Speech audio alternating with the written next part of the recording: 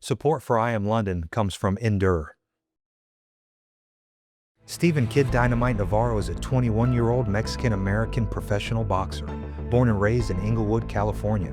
He is signed by Top Rank with a record of 6-0 with 5 knockouts. He is currently the junior NABF world champion and ranked in the top 30 in the world. His next fight is July 26 at Madison Square Garden. This is the I Am London podcast. My pain is just so little compared to another person's, as fortunate I am to be where I am, other people aren't, and no matter what I've been through, people have been through worse, and I try to tune into that. Where did you find that a kind of appreciation for life, that perspective? Not being satisfied, if I'm being honest. I mean, winning fights, um, winning period, it brings like a certain satisfaction to yourself, but then I like to use the analogy of like riding in the beach and the ocean's coming and it slowly starts just going away and you want to get that again. That's my dopamine. That was my dopamine. Now I'm trying to find it in the process, um, with my father, just appreciating what God has blessed me with. For some people, it's not as fortunate as I am. I don't have somebody who shows up every day after being something like that and making me feel like he doesn't have that problem anymore. So yeah, I really had to dig deep and try to put my feet in his shoes to yeah, find that appreciation. But yeah, just a piece of that pain. Just I told myself it's nothing compared to what he's going through. Yeah. That's beautiful, man. So is it fair to say your father's your best friend? Oh, for sure. And you've had a taste of winning for about over 10 years now, Yes, right? yes, sir. But there was a time you didn't win. There was a time you grew up and you weren't winning. So what was your childhood like? What was it like growing up as a young man? What were your earliest childhood memories? My earliest childhood memories was being in the gym with my father. Um, See him at the bag, shadow box, spar. Um, Go to the track with him, trying to keep up with him. And how old were you at this time? So I want to say I was like on maybe 4, Okay. and I can remember these core memories.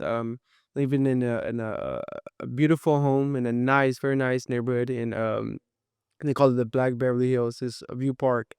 It's beautiful, Baldwin Hills. And just living the life with my father, thinking my dad's a superhero.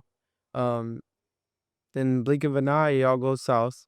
You know, um, got our home taken away. Slowly started having the absence of my father. Um, and just in the moment, I thought I was in Wonderland because I was traveling to one place to another, getting new little toys here and there, but it was just my mother trying to create some type of distraction for me. The other day, driving to my friend's house, I just realized that one of the places that was Disneyland for me was actually a motel. It was off of what was it? I want to say Vernon, but yeah, I passed through it, and I remember having my King Kong toy that my mom bought me, just to distract me at the moment. Right next door, there's a batting cage. Um, yeah, so it goes from very high beginnings to very humble beginnings. Um, yeah, losing my father little by little, seeing him at very strange, playful places, seeing him through a glass that would divide us. But So at 4 years old, you could tell that your life was changing. You could tell that your home was getting smaller. It wasn't in the same location. yeah, You could tell your toys were changing. And you could tell, obviously, that your father wasn't around. Do you remember what age you were that you first saw him in jail between a glass to talk to him? I want to say I was around 5 years old. Yeah. What was that moment like? Did you But pick up the phone? Did you put your hand on the glass? Did you try to make a connection? Was there any pain or frustration? Did you understand that your father was in prison yeah, because he made mistakes? yeah, and bear with me with this. Yeah, take your time, champ. But it was very, very frustrating. When see him through a glass, I couldn't run up to him. Excuse me, and I couldn't put my head under his shirt. That was something I love to do with my father, and not being able to touch him. Um, there's just this warmth that my dad always gave me since a kid. That father. son bondage is something else. Yeah, man. And you know, it was tough. It was tough. And I started realizing little by little as I was getting older, whether it was a month or 2 months, um, I started realizing that I was really missing my father and how close my father really was. I would cry night, like every night, to just hear his voice. They used to put a video of him, so I could believe I was on the phone with him because I couldn't get in contact with him every day. What was on the video? Is there any words spoken or a certain moment There between you? was him calling my name, saying "Papa, I love you," but then it became a broken record, and yeah, you know, when you're going through these experiences at a young age, you start to grow up a little faster, start to mature a lot faster, and my my high became low very fast, very very fast. My best friend was taken away from me, and when I got to see him again, it felt like it was only a day or two when I was able to see him. He was gone again, or even not even a day. That was even too long, an hour or two. It felt like it was taken from me again. Um, seeing him come, seeing him be harassed because of the life he chose, um, it was tough. But I had a lot of hate, a lot of anger at the time. A lot, a lot. I had a tough Towards your father or the life, never towards my father. I mean, the situation? just a situation. If I'm being honest, I was upset at God, and I really was. I was upset why I was being the one that had to go through these struggles. Seeing my mom put up a fake smile, seeing my sister cry, having to tell myself that I couldn't cry no more.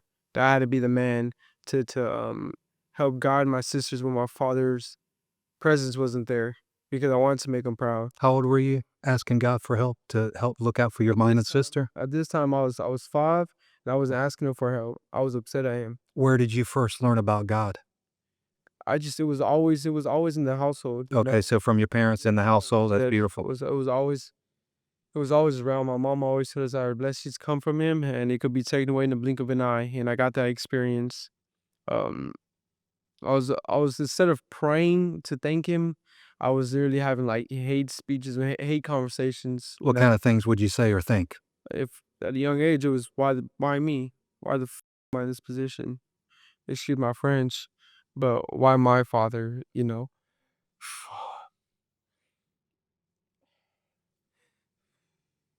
Yeah, take your time, man. Yeah. What kind of things did your mother and sister do for you to try to provide that stability while your father My s wasn't there at the time? How did they show up for you and help guide you to help you become the man you are before your dad came back in the picture? You know what? My mom always just kept us busy. She tried to create a path for we didn't. She didn't really want us to understand what was happening with my father. Um, and I appreciate her so much. Appreciate her so much for that. She would take us to Disneyland somehow. We were broke. I'm telling you, we were broke, but she somehow made it happen. She would take us to Universal. She would take us to the beach, just keeping us busy. Um, Having us do sports, but that can only do so much. I would be at amusement parks. I would be at training sessions. An hour or two go by. My mom, my dad. I need my father. I need my father. And What was her response to when you did that? it was like taking candy away from a kid because her smile went away with Yeah. blink of an eye. Um, Did she tell you the truth?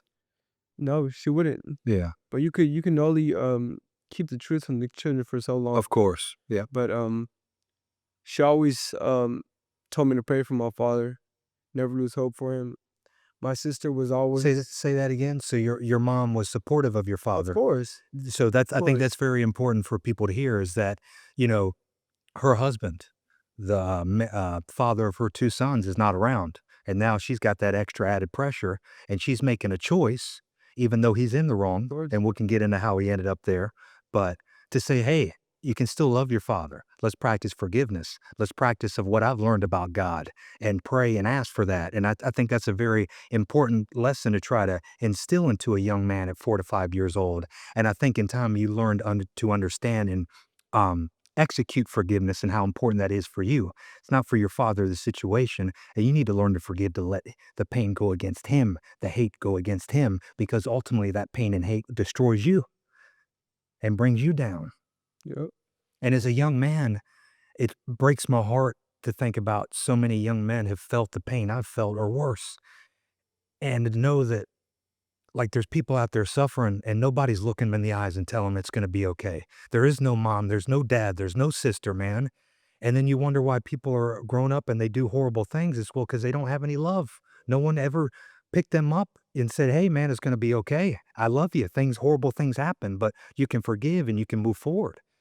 And I think that is a very powerful thing to try to instill in a young boy, Of course. going through such a difficult situation.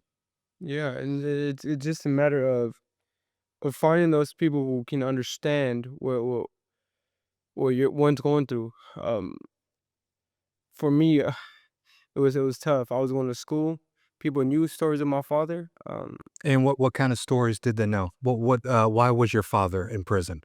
My father was in prison for X amount of reasons. I'm still trying to figure out myself. My parents never really wanted me to fully understand. I'm fine with that.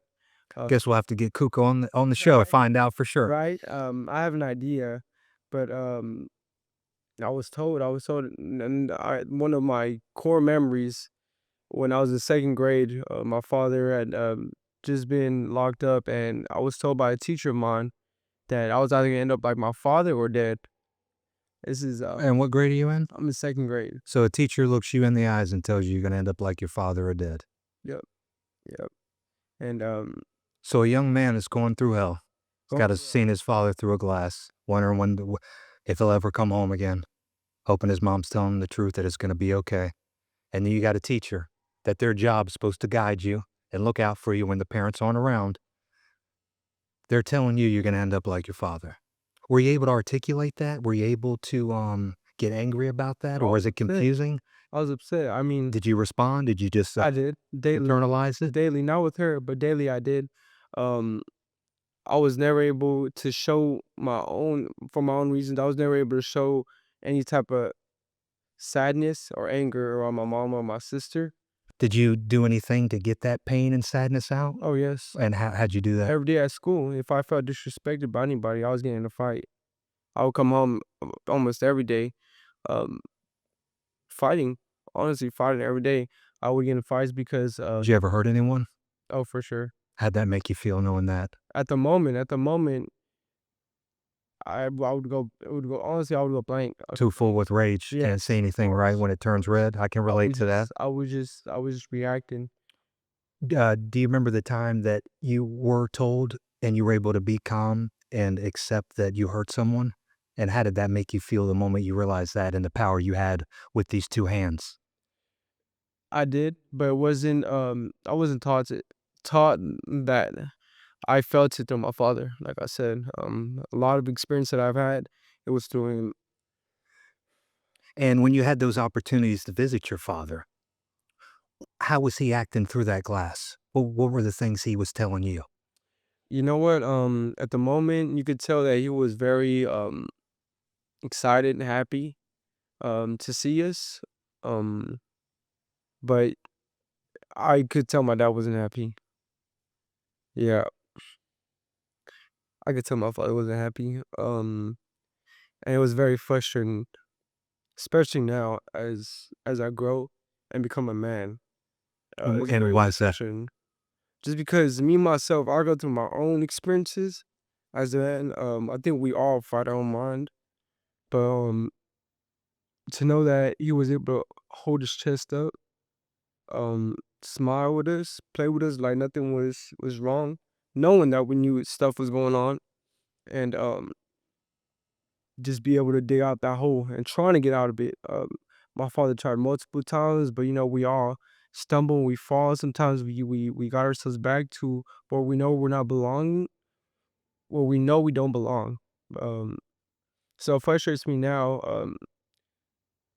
because I wouldn't be able to imagine being in his shoes, knowing that um, the person I love is so close to me, but so very far. Um, yeah, Yeah, and what a beautiful story of redemption, yeah, for a man to mess up his life multiple times, and then to come out of the fire and to say, hey, I'm going to make things right. I'm going to take care of my family. I'm going to provide. I'm going to look out for my son. I'm going to look out for my daughter. And what were those moments that you started seeing the glimpses of hope? When do you remember seeing, oh, my dad's out? There's an opportunity, but it wasn't as good as you were hoping because he was still trying to clean himself up, right? So, fill us along on how that journey started of you finally seeing not behind the glass anymore and seeing the glimpses of hope, the glimpses of having your best friend by your side like your father's supposed to be. Before I get into that, I want to answer your last question. Absolutely. One day I know I was hurting people is when my father came home. I'm not sure if he came home or if we seen him.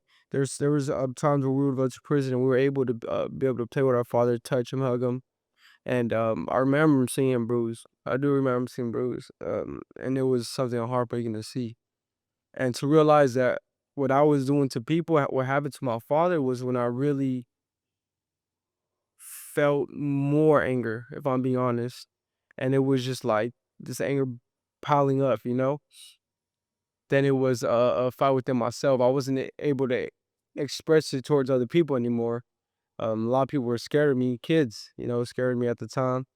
Um, and it was till I surrendered myself to the man above.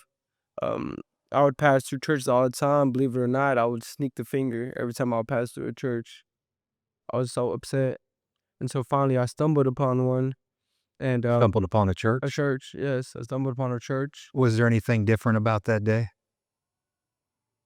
And how old were you think, give or take? At this time I was at least 6 years old, maybe Okay. 7. Um, I, Stumbling around churches and flipping the middle finger yeah, at 6 years old. yeah, it Wow. was crazy. I mean, To think about God and then to be angry with God, that's a powerful thing as a young man to try to have a relationship with the big man upstairs. at the time we used to look for my father a lot. When he wasn't in prison, we would try to bring him home. So there was times we would have walks, drives, looking for him.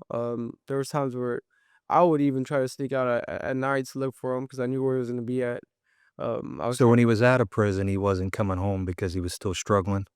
I mean, yes, there's a lot. You know, when a gentleman is a part of a gang, there's certain commitments that they have that they're just trapped on. You know, and I'll let my father speak on that on his behalf. But Absolutely.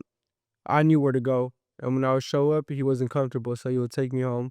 I'll make sure to take off his shoes, his shirt, so he could get ready, go to sleep. Um, or I'll hide his shoes, whatever it was. So you used to take care of your father Of when he course. came home because he couldn't take care of himself? How'd that make you feel, man? How'd that make you feel to see your hero be the opposite of what they're supposed to be? Because I watched my mom drink herself to death, man, and that's pained me till this day, and I'm almost 40 years old. I'll be 39 in August next month, and it's something I think about almost daily, to where she was so drunk that she was dead weight, and I had to pick her up like a baby, and she was in the fetal position, and I'm carrying her up the stairs, and it's my mother, and she's a grown woman, and trying to articulate to not be angry because she's this frail woman that's in pain. And to think about, like, my mother carried me for 9 months, right?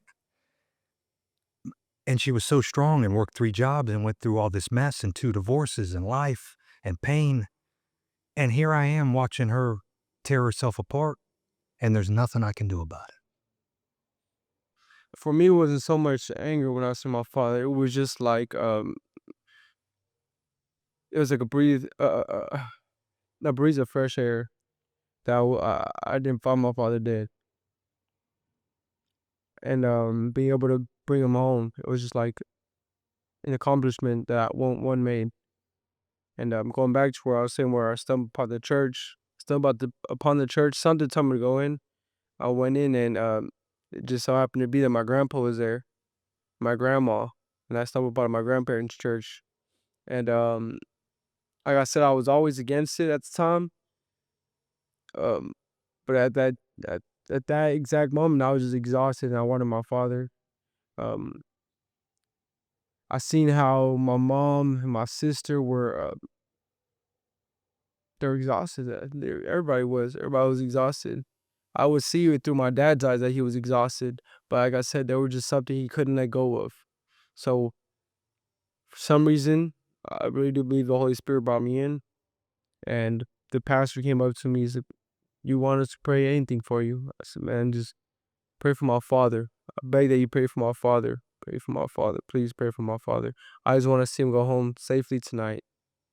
That night, the whole church prayed for me. I was sobbing. I felt the Holy Spirit that night. And At 6 years old, at 6 years you're old. praying in a church. Seven at this time. 6, 7 years old, you're Yes. praying in a church on your knees to try to get your father back and clean.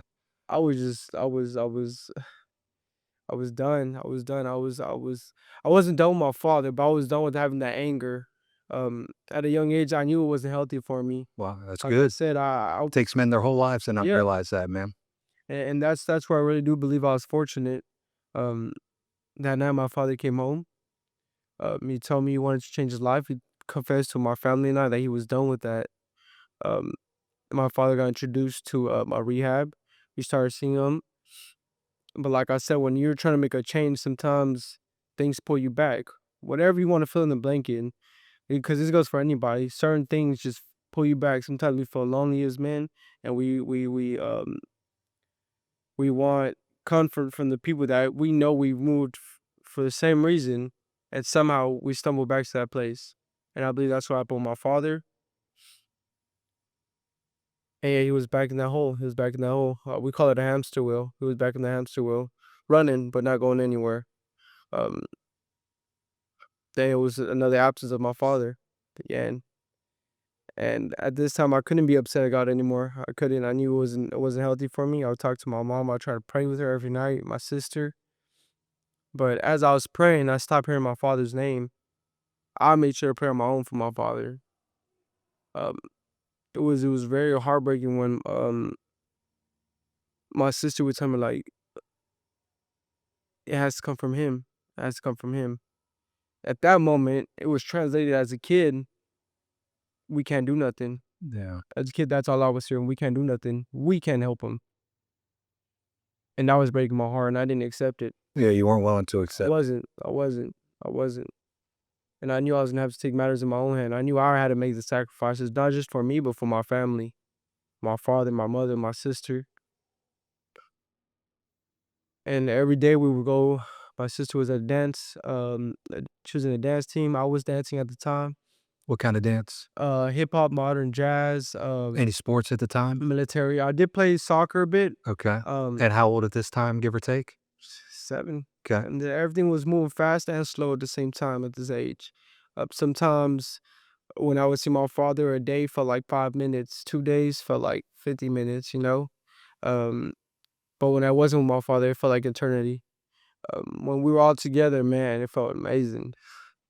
I remember those moments. But yeah, just absent my father, I was down. If everything felt dull, if I'm being honest, it felt like the color of anything in life, it was just taken from me. Um, on the way to our dance practice, I would always take a nap. I would always pray before taking a nap. I was like, my Lord, give me a sign, give me something so I can make the adjustment for my family. Use me, let me be your instrument. I would wake up every day in this bus stop. I would look out and I would see a gym. It was a Muay Thai gym. And at that moment, I thought I had to be like my father so he can want to be a part of me. Maybe he could see myself. Um, my father had his own experiences with his father.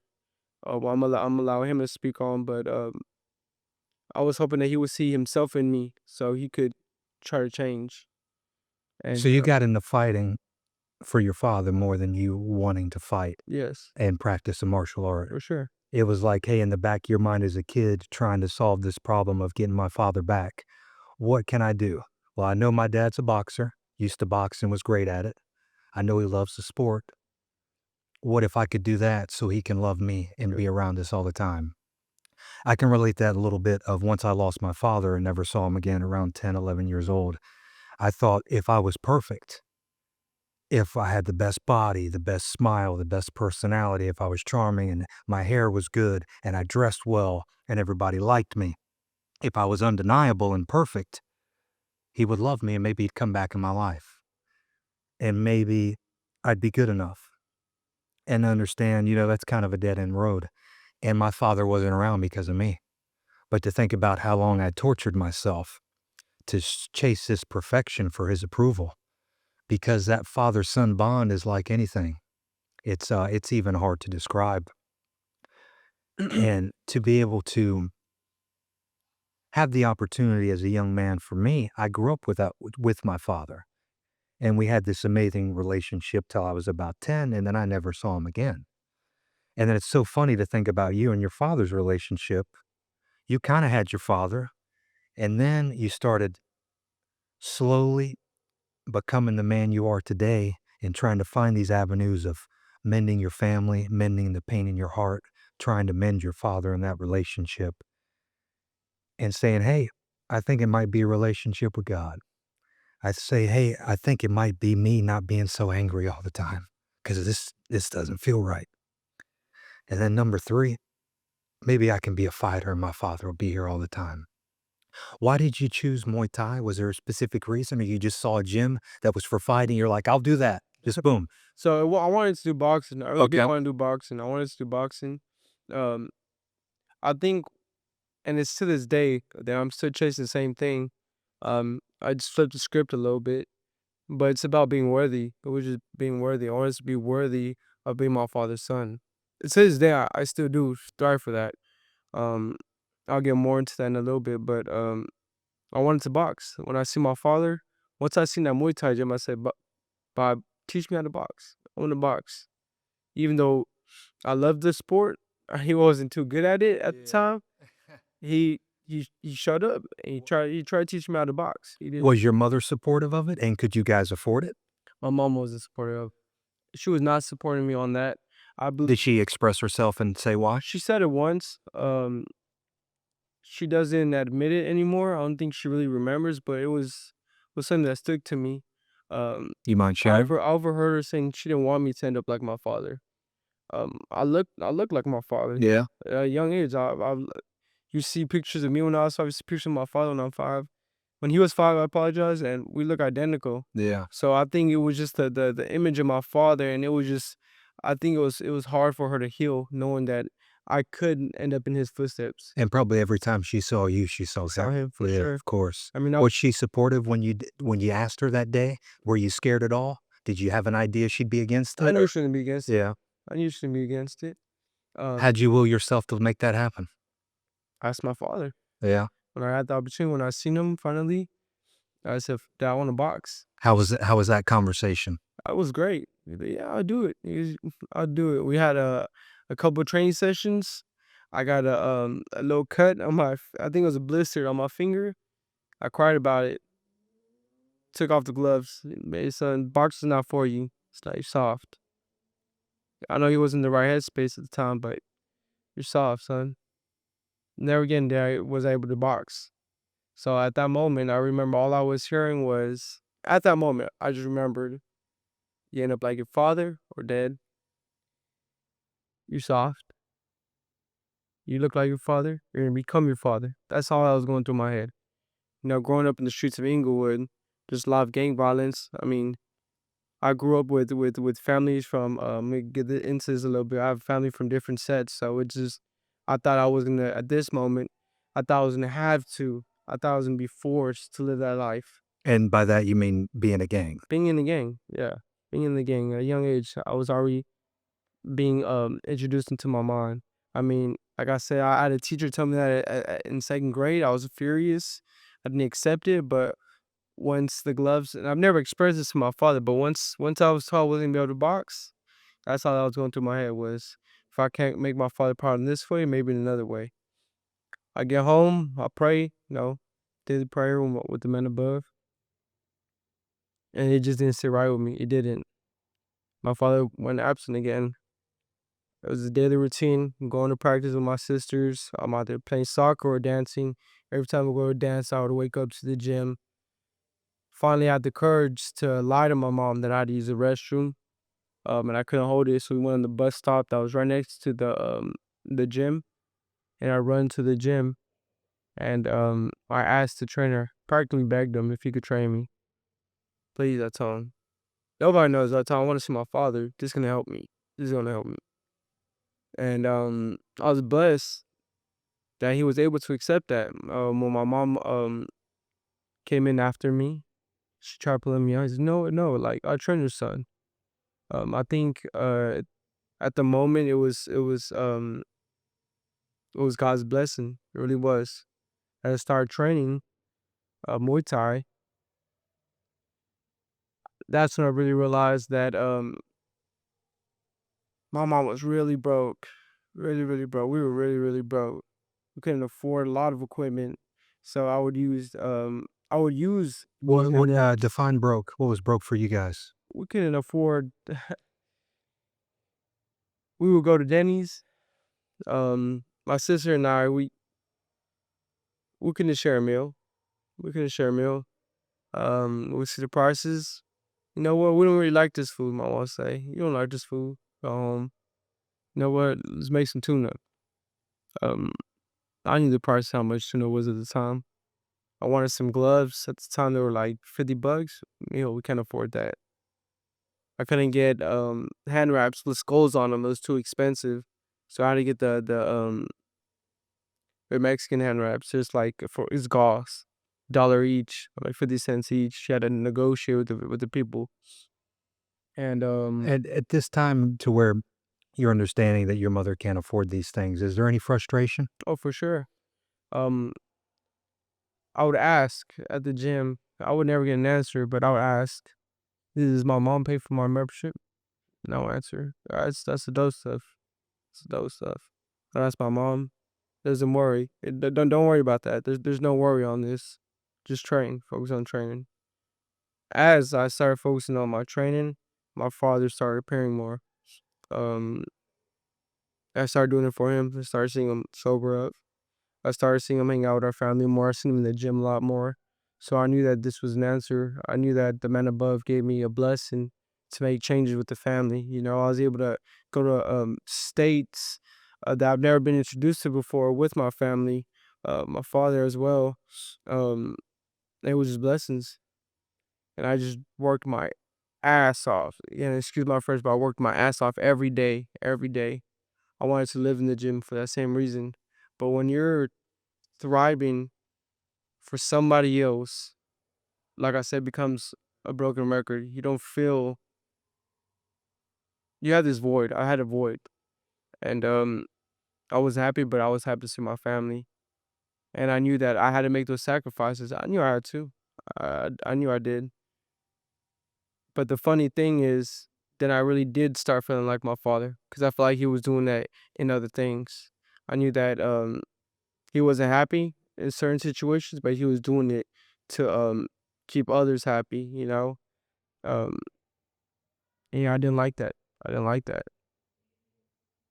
And I asked the Lord to help me with that, you know? I've had trying help with that. I really did. I I feel like the Holy Spirit finally introduced boxing to my father for me. A lot of people were telling him to let me box. He told me it was a whole nother ball game. He said, "You know what, son? What you're doing is cool. I'm here. You're succeeding in it, but boxing is a whole nother ball. It's a whole nother ball. There's gonna be times where you're gonna question yourself. There's gonna be times where you're just trying to be happy, but you know you have to go through that to be successful in it. You know, my father's an ex-professional fighter. He knows the sacrifices one needs to make. Even now, like I'm cutting weight, and that's why I'm so emotional because you cut your meals. You know, you're striving for greatness. You're working your ass off, and life still hits you. You know, and not to get off topic, but yesterday I was harassed by police officers. You know, I almost got arrested, but I still need to show up today. I still need to show up yesterday to train. I still needed to run. It was just another day for a kid like me, but that's the life of a boxer, you know. And I don't think my dad really wanted me to have that. It's because it's a very lonely sport. It's a very very lonely sport, but I feel joy in it. I really do. I do. It gets me through life, you know. And I feel like anybody could find this, whether it's in boxing or any sport, reading, find it. I just think that a lot of us, man, we need to reach out for those opportunities. Sometimes we get stuck and we like you said, we tell ourselves that it could be a sad story, but like it stuck out to me what you said. If we strive for more, if we work for more, even though we struggle, it could be the happiest story ever. Man, we could look back on X amount of things that happened to us and laugh about it. You know what? Be proud about it. Amen. So what was that moment like that you saw your father's approval of you boxing? Took me to a gym. It's called Westside Boxing. Okay. That's still around today? Yes, it is. Okay. It is. It was the first boxing gym I was introduced to. I sparred a kid with, I believe he had 10 plus fights. And how old are you around this time?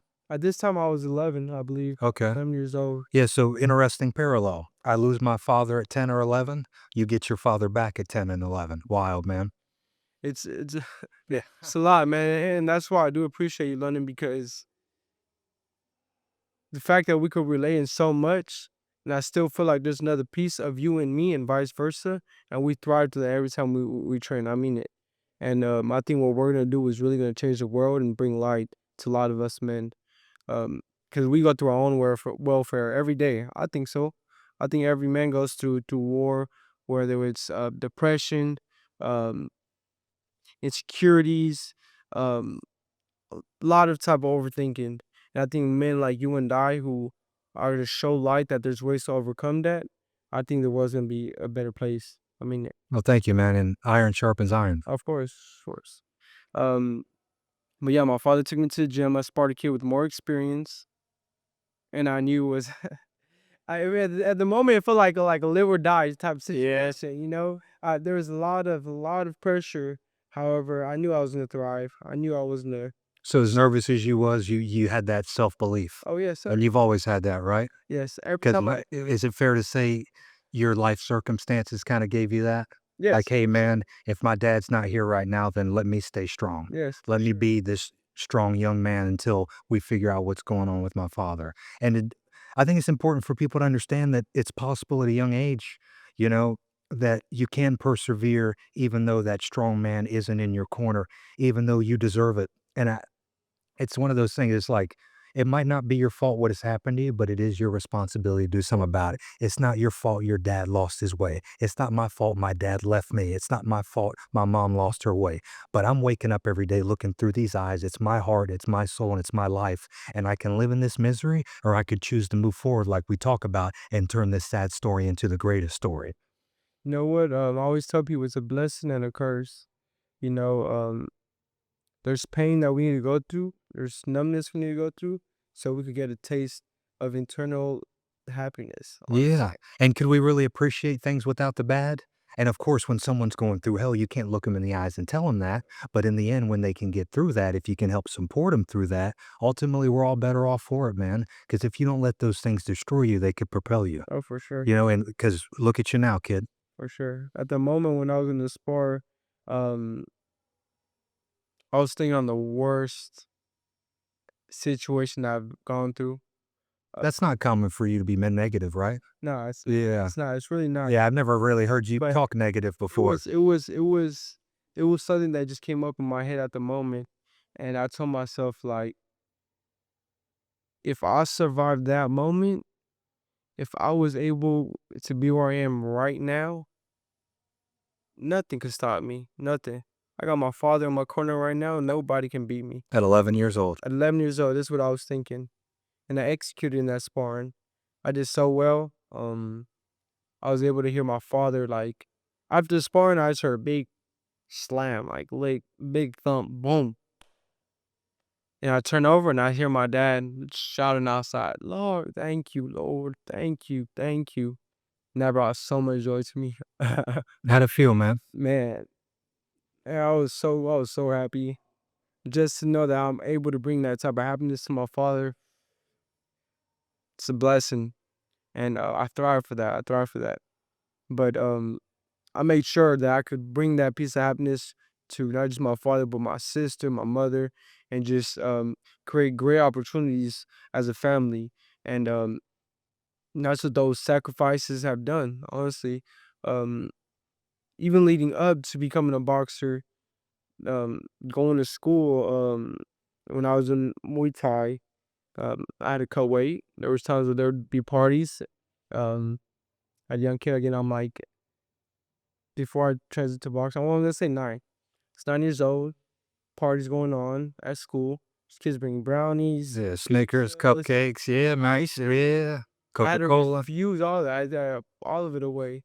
Um, Parents, teachers, really, they're real suspicious on what's going on. Yeah, no, they don't understand that. No support. What's wrong with you? Yeah, Like, yeah. what's going on here? I said, I can't eat this. I'm not allowed to eat this. Can't. They took it to a whole nother thing. We got child services involved. Oh, They thought, I believe it. yeah, they thought a lot of things. I would come home at times with jump rope marks on my back because, putting out work. I think it's important for people to understand the sacrifices that are made if you want to be great. Oh yeah, Even, and the sooner you can start, the sooner you can discover what it takes, and the sooner you can get ahead of the crowd.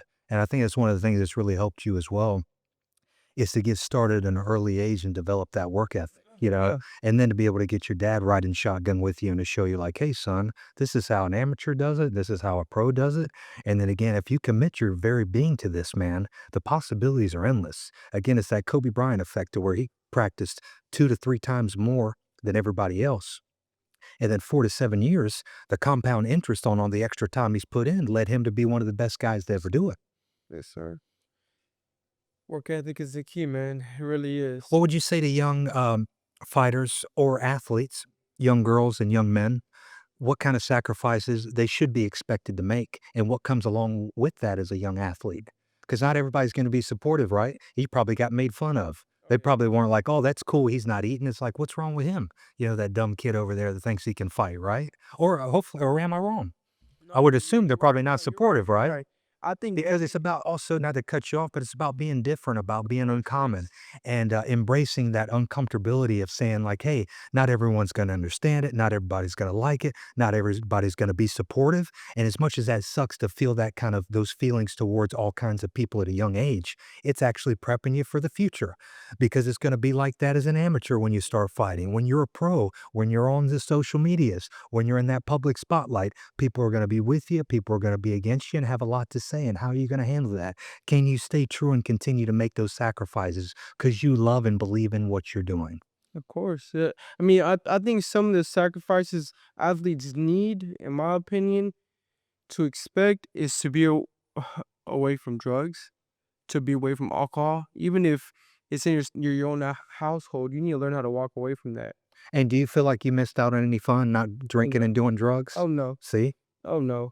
You know what? Because you'll learn as well when you're younger, and you can't figure it out till you get older. When you're young, you want to fit in and be like everybody else because you're in school and you want to have your groups and fit in with your crew and not be made fun of, right? And feel like you're a part of the crowd. But the older you get, the more you're like, man, I want to have my own Oh yeah. style. I want to like have my own opinions. I want to do this and not go along with the crowd. And it's like the sooner you can start figuring that out. And there's nothing wrong with being a part of a crowd and having a great group of friends, but ultimately that herd mentality can work against you. And as an individual, you want to know who you are and who you're not. Yeah, amen. Amen to that. At the moment, I was really good at soccer. I was really, really good at soccer. I played soccer growing up too, I man. was really good at What soccer. position? I was striker. I was a striker. Yeah, that's an athlete I runner. was right That's the side. only position that can go up and down the field, right? And I remember there was this tournament happening at school, but I knew I couldn't do it. I knew I couldn't participate in the tournament because I had a fight coming up, and a lot of people were upset at me. And I remember at the moment I thought I was losing all my friends. I thought that I wasn't gonna be cool no more, etc. But in the back of my head, I was actually preparing to fight for the I believe it was the North American champion um title for Cyan Fight Production. In the back of my head, I was like, I'm gonna become my dad's champion. I'm gonna become this champion, and then my dad's gonna be able to say, "This is my champion." My mom's gonna be able to say that. My sister's gonna be able to say, "My brother's a champion." Eh, And a deeper meaning to that, though, were you just fighting so your dad would be by you? Yeah, yeah. Was that, Like I if said, you had to boil it down, you fought to keep your dad around as much as you loved to yeah, fight? It yeah. was like, hey, That if I can keep doing this, the best I see my dad is when he's seeing me box. when I was doing Muay Thai, yes. When I was doing Muay Thai, yes, I was doing it for my father, and that's this the moment I'm talking about was when I was doing Muay Thai, and I really wasn't happy, but like I said earlier, I was constantly trying to be worthy, constantly trying to be worthy, even to this day. And I thought if I was to become a champion, there was no way my father could not want to be with Yeah, me, if you were you know? perfect, right? It's like, Yeah, yeah, you can't deny me now, Dad. I'm a champ, exactly, man. Of course. Or don't exactly. leave me now. I'm a champion, right? And when I won and I did become a champion, because I told myself I was gonna be, it was like we fought in Arizona, I won. It was like the bat came to us. I see my father happy. I see my father excited. I had 3 of my belts with him, holding them. It was like the gang life came to us. We had people trying to throw up their sets. We had people with guns, upset, being bad sportsmen, trying to fight us because they lost. And then I got to see, um, I'm sorry, but I got to see the old Kuko. I got to see the old Kuko come out again. And I was upset. I was so upset because that moment of happiness was so easy to be taken away from me. Yeah. I seen Kuko from whatever barrio. That's what I seen. I didn't see my father. And I knew that doing that, constantly training for my father without really trying to work on my own happiness, I wasn't gonna get any more happy than that. I feel like there was just gonna be that, like I said, that void in my heart for the rest of my life. I did feel that, and I was okay with it for a while. As for anyone that doesn't know your father, who is Cuco Navarro? Kuko Navarro is my best friend. That's my hero. He's he's a one of one trainer, but we're talking about old Kuko. He's an he's an OG. I guess you say original gangster. He's been in and out of jail. He's somebody who's overcome drug addiction. He's overcome addiction to alcohol. He's overcome life, and now he's an engineer. And he's my best friend. He's a big part of my world. That's who Kuko is. And he was your trainer through your whole amateur career? Yes. And what was your record as an amateur? You know what? I believe it was. I want to say I've had about 90 amateur fights. If I could tell you how many losses I've had 8 losses. 8 losses. 8 losses. And how many national championships as an I'm amateur? actually a 20-time national champion, but we only count 13. 7 of those, it was either opponent pulled out, whatever it was, we just couldn't fully accept the championship. So I've always claimed to be a 13-time national champion. And then also silver and gold in international competition? Yes. I got 1 silver, 2 golds internationally for Any Team USA. and any Olympic opportunity? Oh yes, I was a alternate for the 2024 Olympics. However, our journey changed, and now I'm on the way to become an undisputed world champion. And your father's been your coach the whole time? Yes. While working a full-time job? Yes. And if I'm not mistaken, your dad's a machinist, right? Yes. So he's made guns for gun manufacturers, he's made camera parts for camera manufacturers, and now he builds rockets, is that correct? Rockets is So your dad works a full-time job building rockets after the past he's had, and he's helped you to multiple championships, along with Jackson Bose, a young female boxer that he helped brought up, who has 2 national championships with your father, I correct? believe 3. 3, but 2 with your father, Yes. and all while going through hell, addiction, jail, gang, being homeless in the streets, and here he is now as your best friend by your side, man, helping you conquer the world. How's that feel? It was great. And it's just the beginning, if I'm being honest. We're just getting started. Um again, from humble beginnings to where we are now. Like I said, it's great, but we can't get too comfortable here. My father had a vision, I had a vision, and we're gonna execute that. Let's become one of the greatest power world champions. He will be in the same conversations as one of the great trainers. Um, Crunk was a big gym that had a very, very strong reputation, and soon my father will have their reputation when we open up his gym. So, Absolutely, that's beautiful. Stephen, you mentioned having a lot of anger as a young man, as a kid. Do you still have that? Do you still carry that today? oh yes, sir, sir.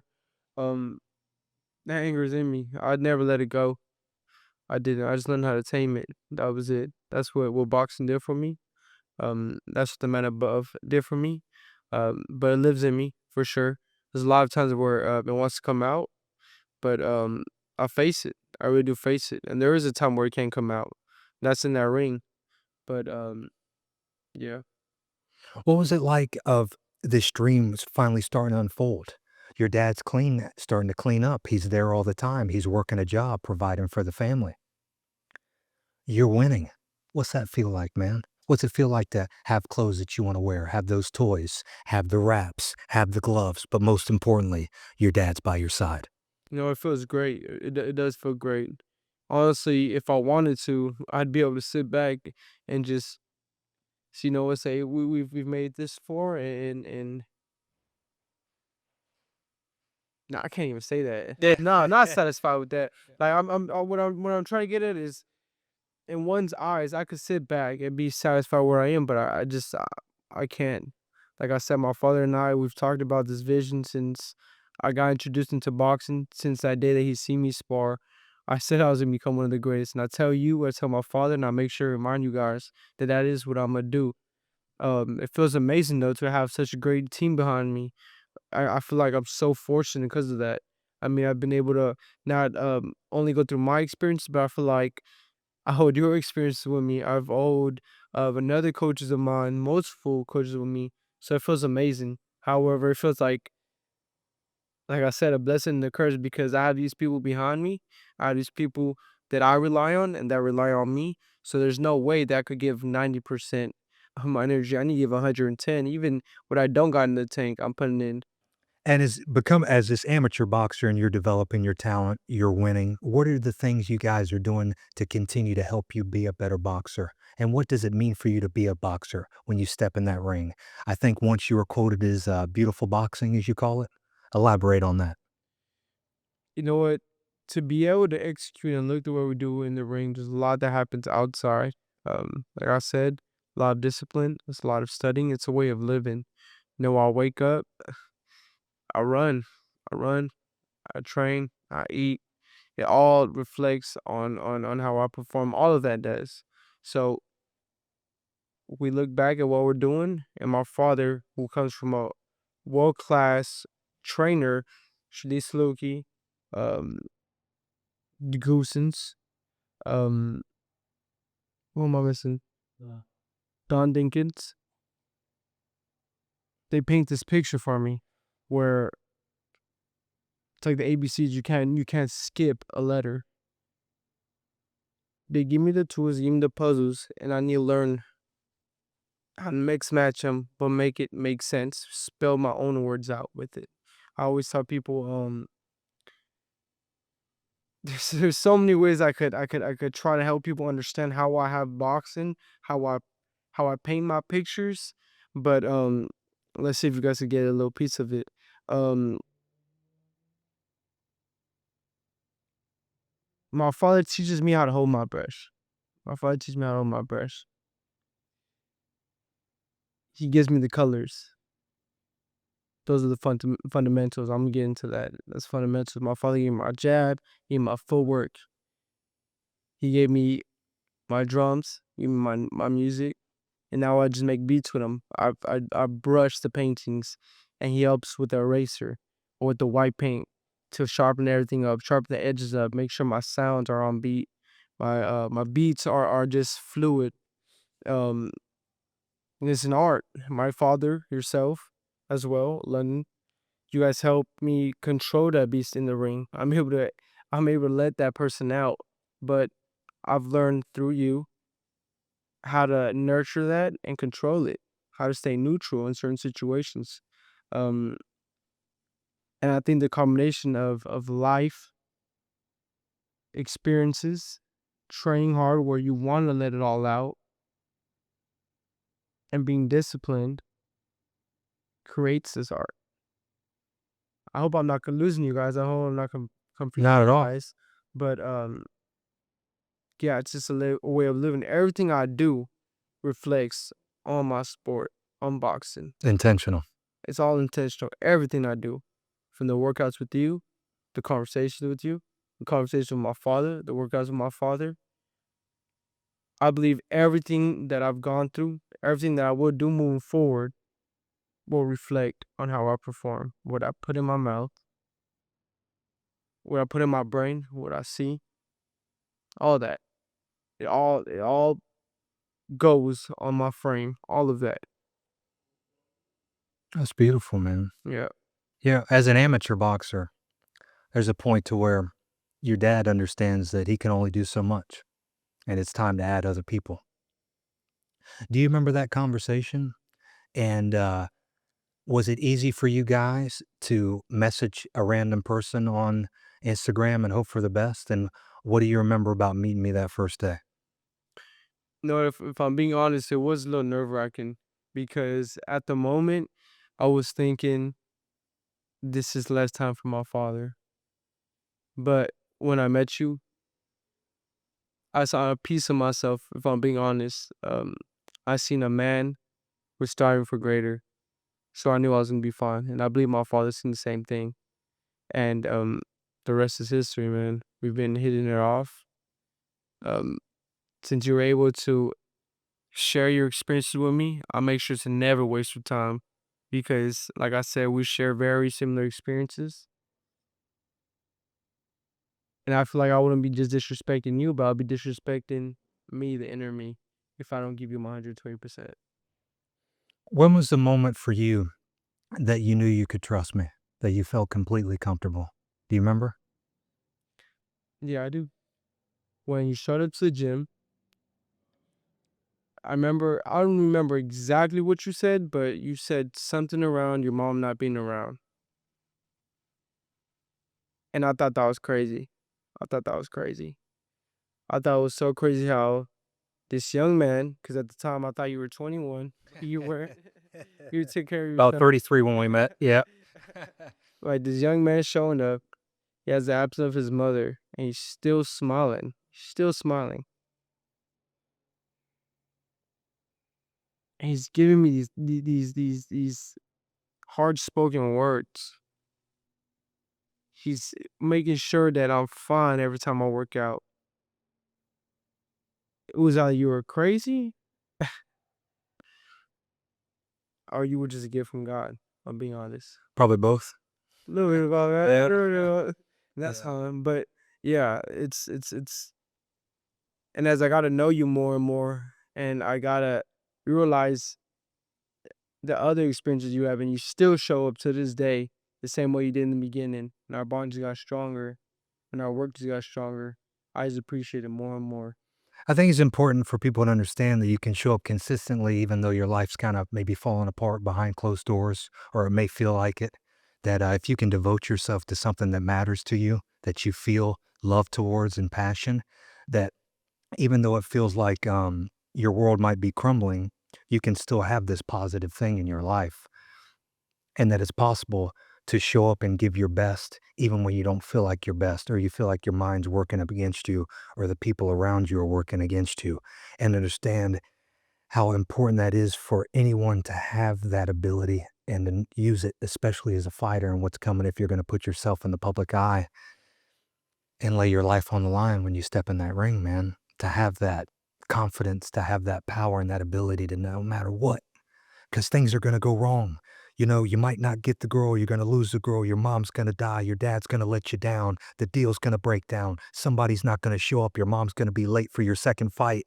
Things are going to go on, your gloves might be missing, but can you keep your mind sharp and still deliver in the moment? And it's been beautiful to watch you up close and personal, to see you go through what you've gone through for 7 years together now, 11 plus with your father, but to see you persevere, to see you stick together as a family, and understand as much as you want these bigger and greater things and you want this legacy that I believe you're going to earn and get, you've got the championship already. You've got a father and a mother that loves you. You've got a sister that loves you. You've got a nephew that is one of the most beautiful, cutest kids I've ever seen, and you guys are whole and you've been through hell and back together, and understand that's the championship right now. That's the dream, man, that will always stick with you, and to nurture that. And the more you can keep that whole, the more everything out in the ring's going to be whole. Oh, yes, sir. 120%. I think at the moment, I just want to bring that to the world, bring that light to the world, where those sacrifices will pay off. You can be happy with your family. You just need to, like I said, embrace the journey, you know? Um, Seeing how proud we all are of each other, I want to make sure to build that not just for my kids, but for my kids' kids, you know? Uh, how happy I am and proud of my father. I know my family is of me as well. I want my grandkids to be just as happy for me. Uncommon amongst uncommon men, first thing I think of is Navarro, you know? Um, I have this pride with my last name, and I want that. I want whenever somebody hears Navarro, that's different. That's different. You have a name of a legend, you know? My father's my hero, but I want everybody to have that story of my father and I, share that. And Papamichael, I got you a part of that, man. If I I got you a part of that, man. Um, I feel like you're a part of Team Navarro.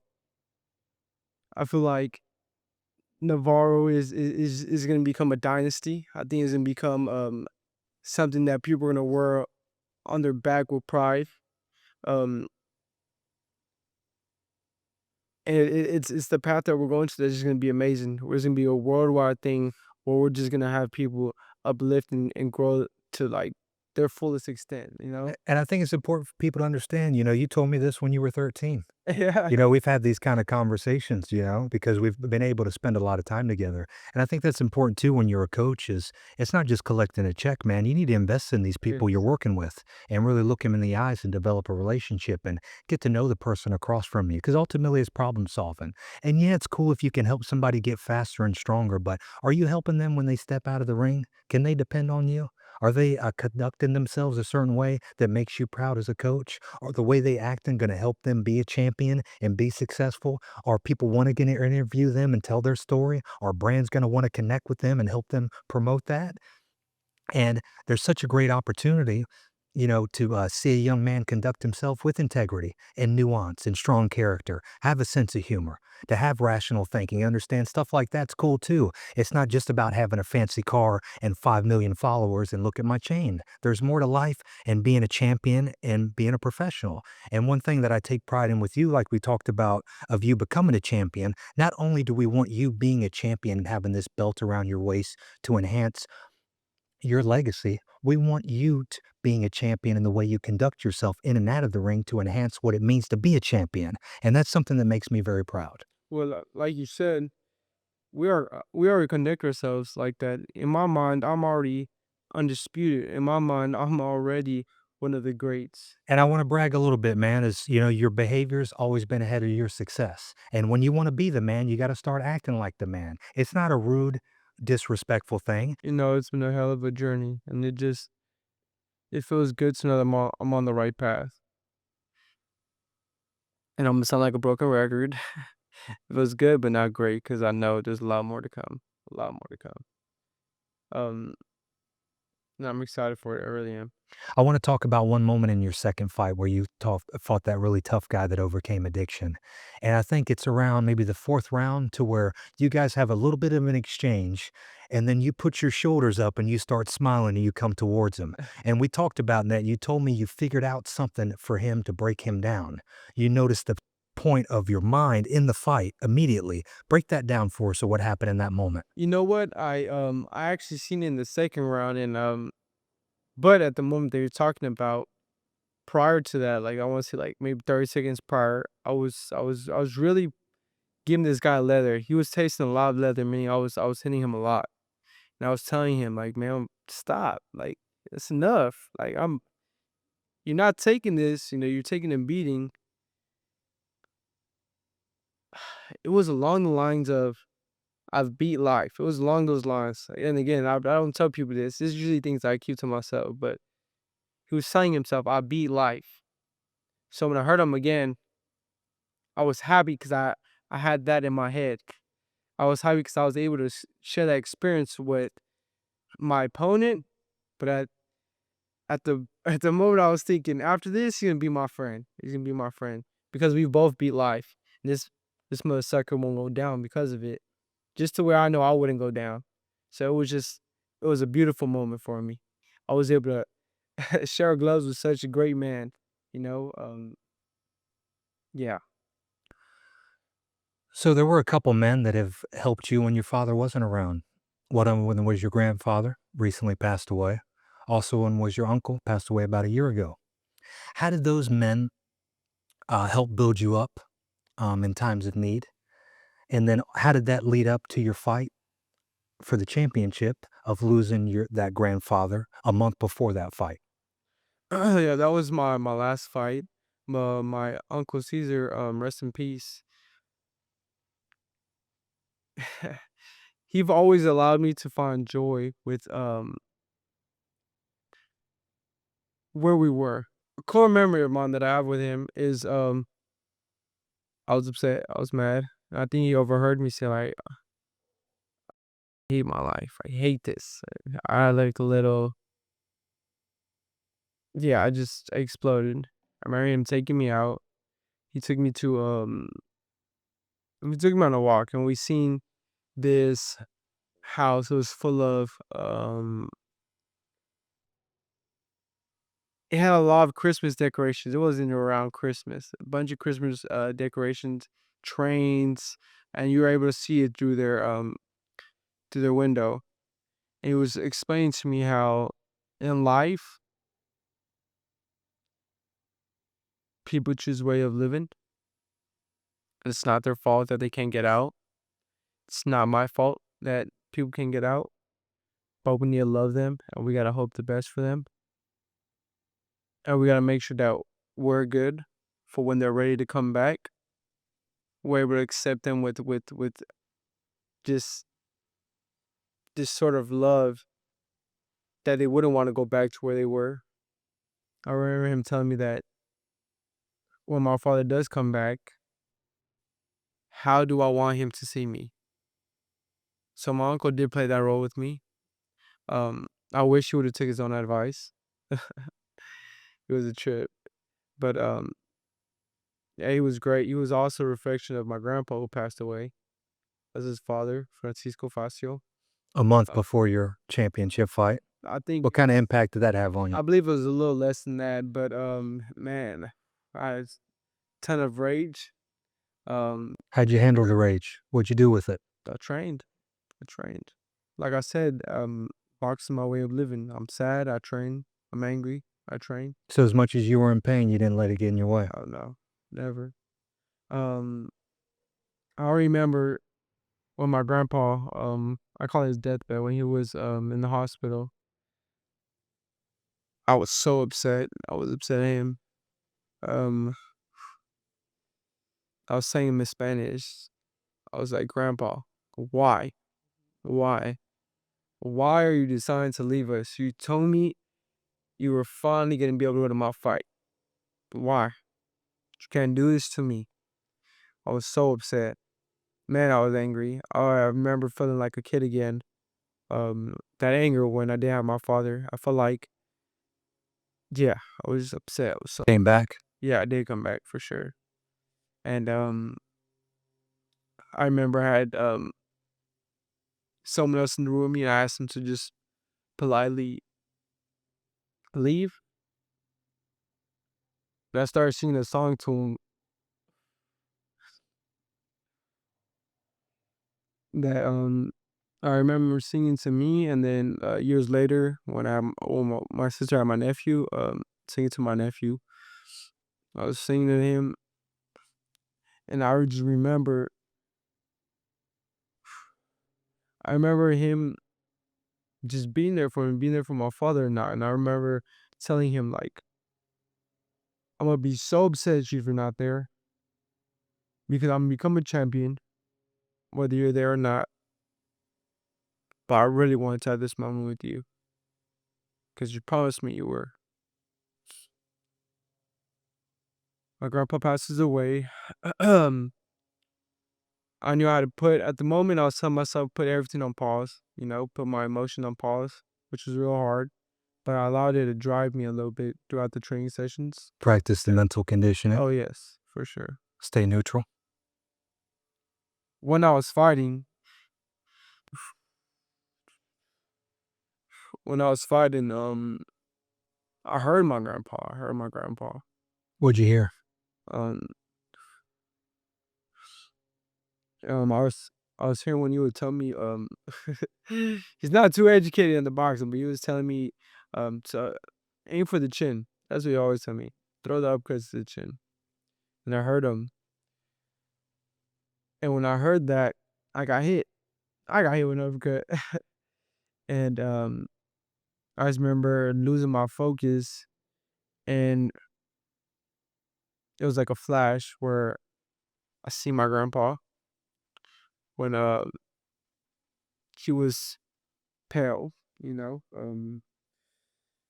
Back at the hospital? Yes. So in the middle of your fight, you're hearing him tell you to uppercut this guy, but you get hit with an uppercut, and then you're immediately transported to it Yeah. at the hospital watching him fight for his life Yes. in the middle of a fight.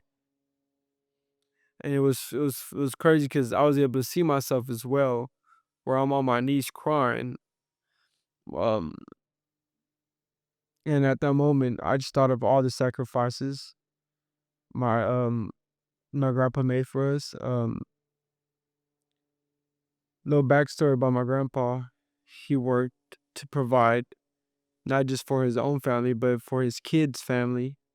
My grandpa, at the time, I remember he was working to provide for, I want to say it was like 16 of us. And he would be in pain, he would drink, and get to work again to numb his pain. Obviously, I'm against drinking, but to think how he allowed himself to get numb to continuously work hard and build that path for his family, that's what I held on to at that moment in the fight. My head goes back into a fight, and I said, "F this." Shoot my friends, but I said, "F this." I got my grandpa. I got somewhere in my blood. I got my grandpa with me, and I'm gonna execute. I'm gonna make him proud, and he is here. That's incredible, man. And there's two parts to that, I think, right? I think there's just pure love and joy for the moment. And I think there's also the aspect of having a strong mind. What would you tell younger people wanting to be in the position you are now? And what are some lessons or ideas or skills or principles do you think they need to know that they're not hearing, that people don't realize that's helped you set yourself apart? You know what? I honestly thought that there would be a lot of kids that would hear that they can accomplish whatever they want. But as I'm growing older, I'm realizing the sad truth is people don't hear that a lot. So I'm here to tell everybody, anybody, that you can accomplish your goals. It doesn't matter what position you're in, you just need to start. Even before you count down, even before you're thinking about saying one, get on it. Get on it. And I'll be behind you. I mean that. I'll be behind you. Build whatever you want, that life you want, you need to build it. But you need to start somewhere. Take the first step. Then the body will follow. I mean that. First step, second step, then you'll start running and you'll grow. It might be, and that's another thing. You need to just trust the process. It might be a month. Some people it happens within a week, years, but it's coming. But you just gotta be really, really disciplined to just embracing the process. Knowing that everybody's time is here. Anybody's time is here. And it's just about being ready for when it comes. If you had the opportunity to, when the time comes, years from now, Stephen, when you have a son and you want to pass on one lesson that I've taught you to your son, what do you think that lesson would be to instill in your son that you've learned from me? Well, I've said Job 2.0, you know. Um, there's a man in front of me who has been stripped of everything. I believe so. But he still shows up every day. And he's smiling and he's staying true to his faith. That's the type of man you want to be. Because when you have a man like that in the room, you uplift everybody else, whether you know you're doing it or not. Stephen Navarro, thank you for being on the show. Oh, thank you for having me, Coach. We show for the ones we love, and we're showing up for the world. Big thanks to our sponsor, Endure, family owned and operated company that's been in the supplement business for 45 years. Endure is my go to for supplements because they are third party tested, no fillers, just clean, high quality ingredients. The real advantage with Endure is their sustained release formulas that are designed to release nutrients slowly over several hours. That mimics how your body naturally digests food. You absorb more for longer and more efficiently. For clean, effective fuel for performance and recovery, check out Endure. Use code IAMLONDON20 for an exclusive 20% off at endure.com. That's ENDUR.com.